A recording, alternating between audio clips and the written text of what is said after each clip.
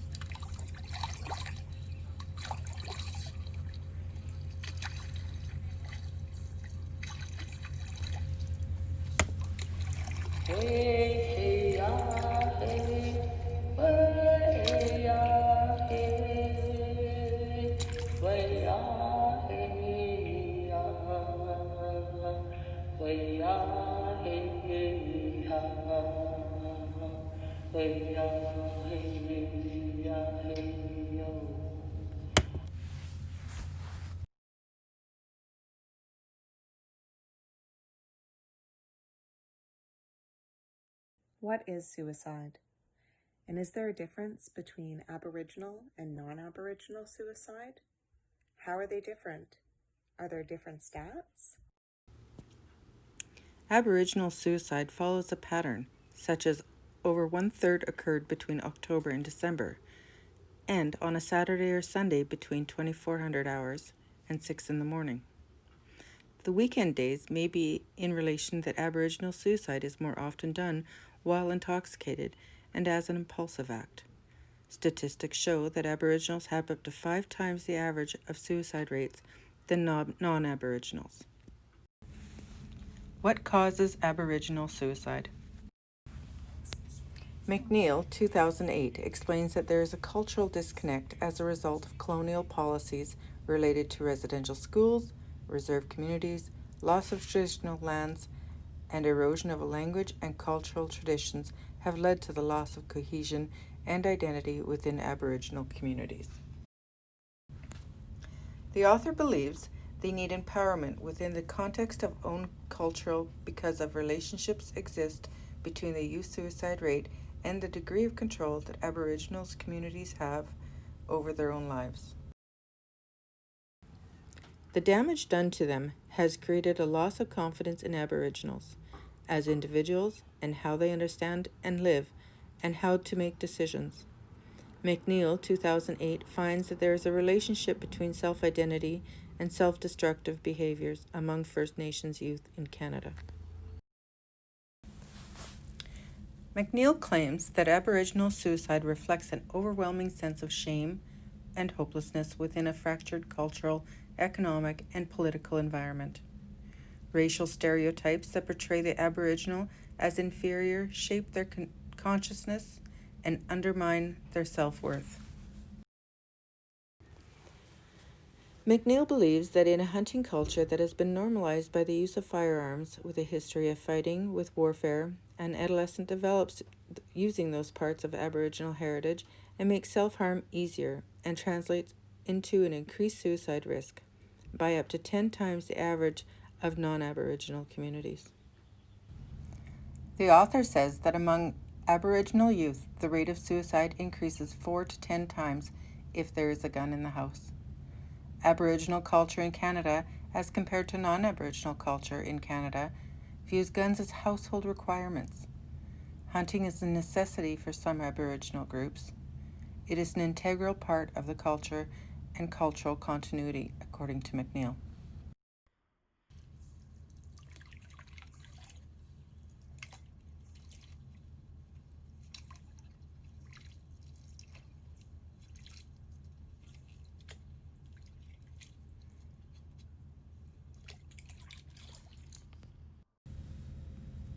Young Aboriginals find themselves living in areas that are compromised in terms of their physical environment. An unhealthy external community environment coupled with inadequate substandard internal housing is responsible for many health problems related to air, water, asbestos, and lead contaminants.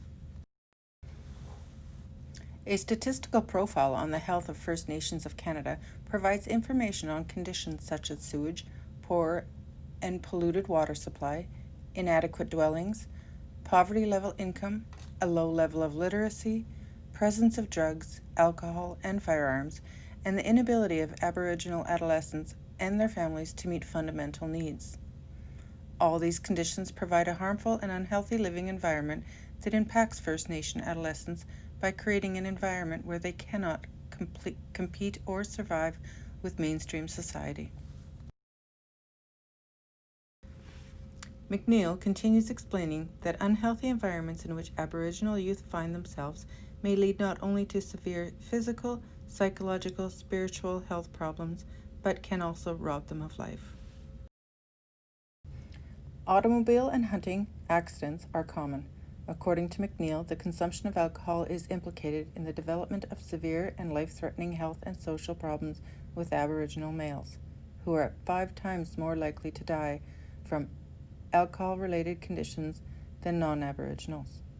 Native American deaths from car accidents are 4 to 5 times greater than the national average. According to Baudouin et al., mental health services are not equipped to address issues of Inuit suicide and interventions such as suicide prevention. These programs are not effective because they are not congruent with Indigenous culture and beliefs. On a social level, according to Baudouin, family difficulties such as infrequent or weak relationships between family members, the presence of physical or sexual abuse, the presence of substance abuse and mental health disorders in parents, and problems in romantic relationships all contribute to mental health issues and often suicide. Crowell of 2016 adds risk factors such as depression, substance use, parental substance abuse, a history of abuse, recent life events, and suicide or attempts among friends, as well as the negative effects of colonialism. McNeill finds that suicide for Aboriginal youth has unfortunately become a solution to cope with a variety of unbearable life stresses, hopelessness, and despair. Another major factor that leads to suicide among Aboriginals is having a close friend commit suicide or make an attempt to commit suicide. All of these factors are identified as risk factors for suicidal behaviors in Aboriginal populations. Colonialism, lasting impact. Colonialism of European settlers attempted to assimilate Aboriginal peoples into a Western way of life. It stripped them of traditional language, dress, values, rituals, and beliefs in an attempt to eliminate Indigenous culture. The biggest undertakings by the governments to force assimilation on peoples included creation of reserves, residential schools, and forced adoptions, also known as the 60s Scoop. Residential schools were wrought with abuse, neglect, disease, and death. Children were forcibly removed from households, some never ever to return to their homes. The effect of residential schools and forced adoptions created a collective trauma shared by many Indigenous people.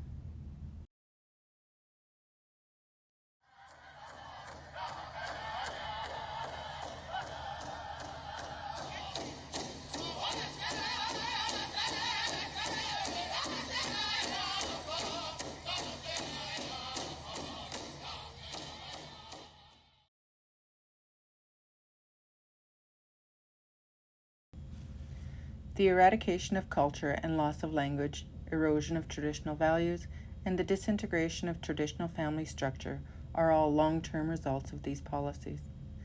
They have passed down through decades like colonial heirlooms. This effect is often referred to as intergenerational trauma, and it has left many communities once proud cultural traditions buried deep and nearly smothered from years of shame and persecution. Aboriginal people can feel disconnected from their culture, traditions, and beliefs. Psychological effects of dislocation include despair, hopelessness, addiction, sexual and physical abuse, and ultimately suicide. Marginalized and oppressed people across the world share these same struggles.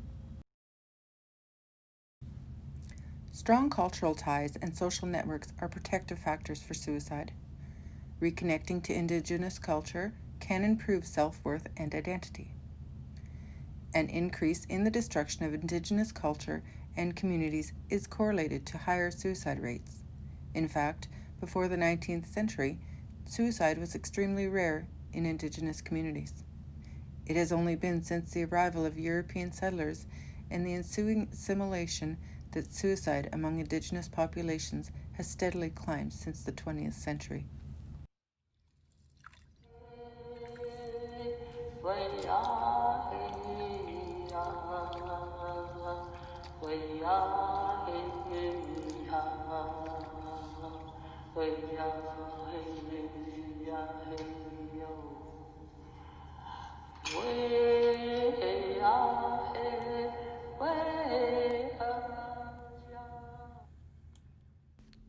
Aboriginal ways of healing will probably include a spiritual journey.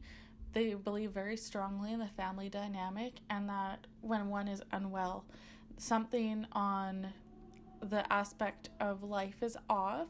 So in order to be fully healthy, the spiritual self, the physical self, all aspects of self must be healthy in order to keep everything balanced. They may also do healing together or use biomedicine. Gender roles also take a play in how they would treat or help the person, as it comes into play in health in general.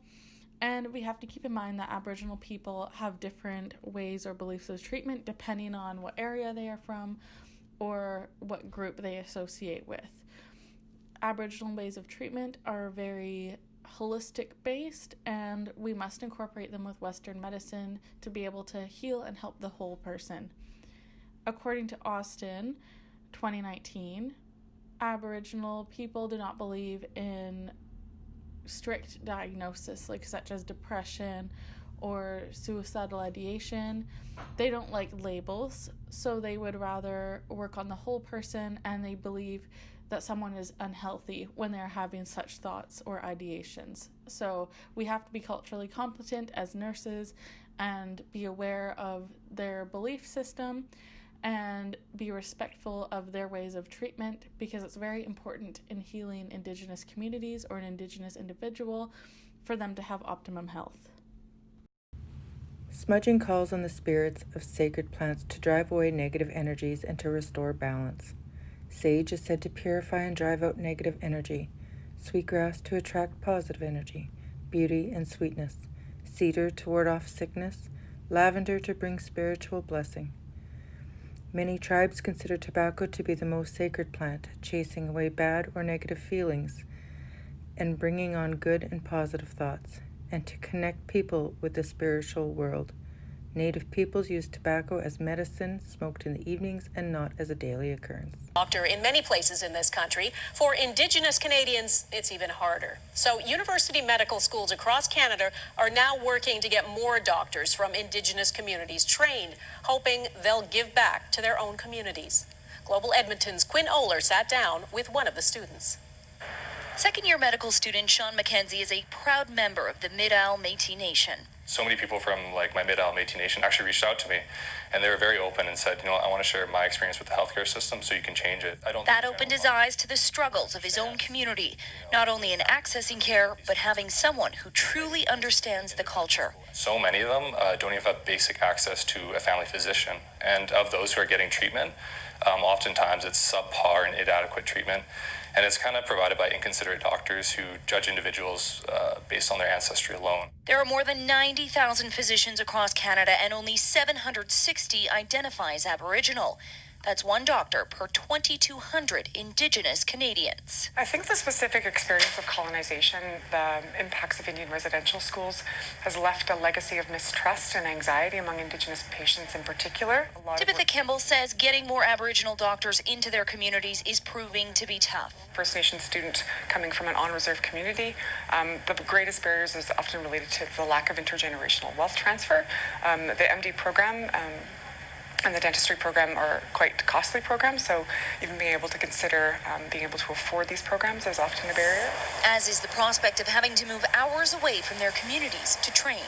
Kimball says the 2015 Truth and Reconciliation final report has already identified solutions, including asking government to do more to educate Aboriginal doctors and to keep them in their own communities. I kind of want to fly in and fly out and do locum at various remote communities, and you know what, provide my time to populations or areas where there's a larger population of Indigenous people to get that positive health intervention, because right now they just don't have access to healthcare. Even though he still has a few years to go. Western ways of treatment may include psychotherapy, medications, strict diagnosis, and science-based treatments. So this includes medications, group therapy, counseling, and really looking at the science side of things.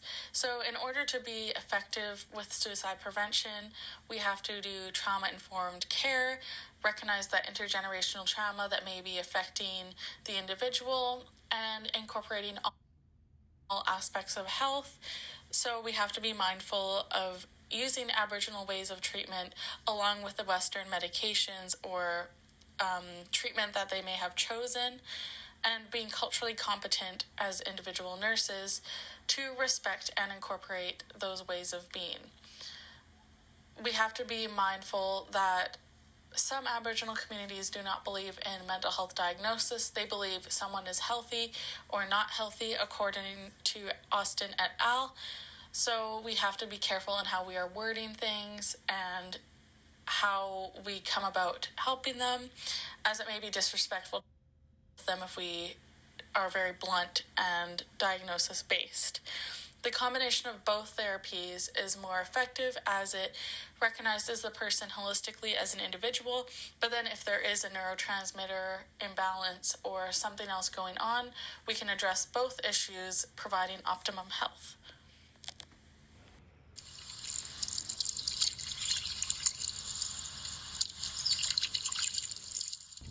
Programs for Indigenous Suicide Prevention.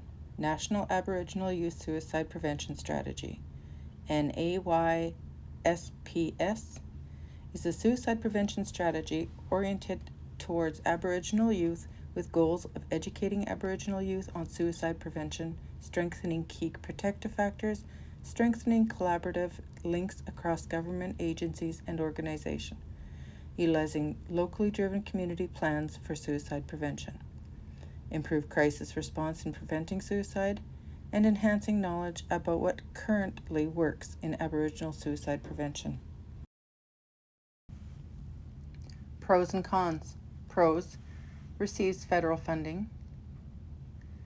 NAYSPS is a fluid program and changes values depending on knowledge gained. It focuses towards community healing and wellness. Cons: oriented towards Aboriginal youth and not all age groups. NAYSPS is run by the Canadian government, which may hinder progress due to Aboriginal distrust in Western health programs. Anticipated outcomes of these programs: more Aboriginal families and communities taking part in projects, activities, and services that prevent suicide.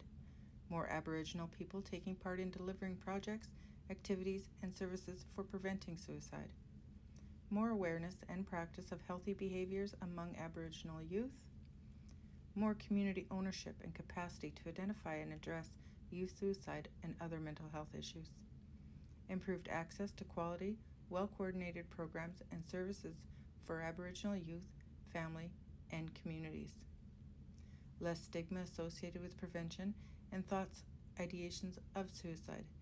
And attitudinal changes around seeking mental health, counseling, and support. Hope for Wellness is a program open 24/7 that is oriented towards counseling or anonymously helping Indigenous individuals who are experiencing crisis. The pros of this program: available 24/7 for emergency intervention. Languages are available in English, French, Cree, Ojibwe, Inuktitut. Available to speak on the phone or online. Counselors can suggest local supports.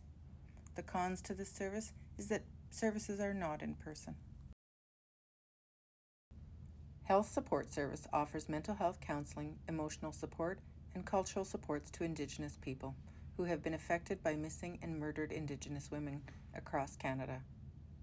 Cultural support services can be offered locally, and health support services may be able to assist with transportation costs. The pros and cons to this program: the program is oriented towards focuses on those who are affected by missing and murdered Indigenous women and can therefore offer more specific help. Community elders and traditional healers are incorporated as cultural supports. The cons to this program: transportation assistance is not always possible. To search for the solution, you must first start with the truth. To address the issues of suicide within First Nations, Inuit, and Métis communities, we must piece together some facts that are talked about, but not directly. There is a silence throughout the community about what is happening behind closed doors. Without its acknowledgement, root causes of childhood trauma will never be addressed. Though sexual abuse does not affect every Aboriginal person directly, it does indirectly. Sexual abuses and incest is on the rise. These discussions are not to bring shame, they are to bring healing. The issues of childhood sexual abuse within the Indigenous community is being brought forth in hopes to create change, hope, and prevent loss of life.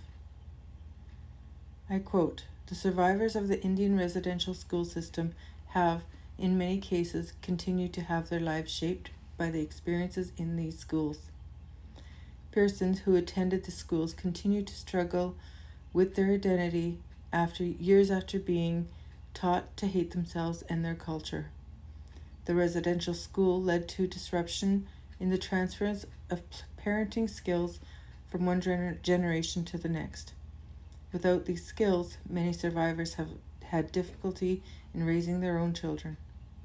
In residential schools, they learn that the adult often exert power and control through abuse. The lessons learned in childhood are often repeated in adulthood, and with the result that many survivors of the residential school system often continue to inflict abuse on their own children. These children, in turn, use the same tools on their children." There are many factors that contribute to the suicide rates of the Aboriginal people, and for each community, those factors are different. In some communities, the suicide rate is very low. In other, smaller, more rural communities, like Nunavut, the suicide rate among children and youth was 33% higher than the rest of Canada between 2004 and 2008. Suicide rates were highest among youth aged 15 to 24, and the suicide rate was nearly twice as high among First Nations people living on reserves and those living off reserve. An area of great concern is the high rate of suicide among Indigenous children under 15. The suicide rate among First Nation boys nationally was 4 times higher than that among non-Indigenous boys. It was 10 times higher among First Nation boys living on the reserve. The Aboriginal People Survey, conducted by Statistics Canada in 1991, asked both on and off-reserve Aboriginal respondents about a number of social problems in their communities. Unemployment, alcohol and drug abuse were most of the frequently reported problems. However, family violence, sexual abuse, and rape were also frequently identified as concerns. The results indicate high rates among all Aboriginal identity populations, but especially among Inuit and on-reserve Indians. In a study conducted by the Alliance of 5 Research Centers on Violence in 1999, it was reported that 54% of Aboriginal girls under the age of 16 have experienced some form of unwanted sexual attention. 24% experienced rape or coercive sex, and 17% experienced incest. 75% of these victims were under the age of 18. 50% were under the age of 14, and 25% were younger than 7. In another study by the Northwest Territories, the Royal Commission of Aboriginal People found that 8 out of 10 girls under the age of 8 had been victims of sexual abuse. In addition, 50% of boys the same age had also been sexually molested. It was found that the majority of victims were abused by someone in their family, extended family, elders, and medicine men. It was also found that the incest tended to be multi-generational. Among these reports, it is also noted that many instances of abuse go unreported, and these figures are actually higher. Because childhood sexual abuse victims are 3 times more likely to commit suicide, I would recommend a program that helps the Aboriginal community break the silence within the community regarding sexual abuse. Many survivors are scared to speak out because of the family connection as well as the status of some of the abusers, for example, elders, chiefs, or medicine men. The feelings of shame, guilt, and despair are at times overwhelming for both the victim and the abusers, which can lead to continuation of mental health issues and suicide. Hello, welcome back to our online post show. We were discussing what's being done to combat the staggering rates of attempted suicide taking place in some Indigenous communities across Canada. Let's get back to that conversation. Now, if I remember rightly, Jocelyn, you were just about to say something, but we were right at the end of the show. So pick up, go ahead. What were you going to add to our conversation? Yes, I just wanted to add to the comment that there's a lot of services. Actually, my experience is the opposite of that. I had to go outside of Canada to get the services that I needed. As I stated, as a surviving suicide and surviving incest and sexual abuse and the political violence that comes out of that from my own Indigenous community, I had to leave the community. I had to flee from the lateral violence. And that suicide attempt at 15 catapulted me to get counseling. I went on to Minneapolis, Minnesota into a 28-day program for women who've been sexually abused as children. From there, I was able to access the Center for Treatment of Childhood Sexual Abuse and Childhood Trauma, specifically dealing with incest and sexual abuse issues. And so while we have alcohol and drug treatment facilities, we don't have enough programs directly dealing with incest and sexual abuse. It's a taboo subject. Nobody wants to touch it. And this is why I'm saying Attawapiskat is our alkali lake. We need to have those professional people that are in the front lines, the social workers, the counselors, the Crown prosecutor that has stated that she has never met someone from the communities who hasn't been sexually abused. Those are profound statements. I've had police officers tell me exactly, validating and confirming what I've been saying for decades. And so we need to bring that to the forefront. You can develop all kinds of programs, but if you're not dealing with the perpetrators and you're allowing them to continue to get away with it, and not only get away with them, but we have perpetrators that are disguised as helpers and leaders. And it's not helping our people when we're pretending that's not happening. And so children out there, they need somebody who they could say, you know what, I'm an incest survivor. I've been waiting for my justice for over 20 years. So Jocelyn,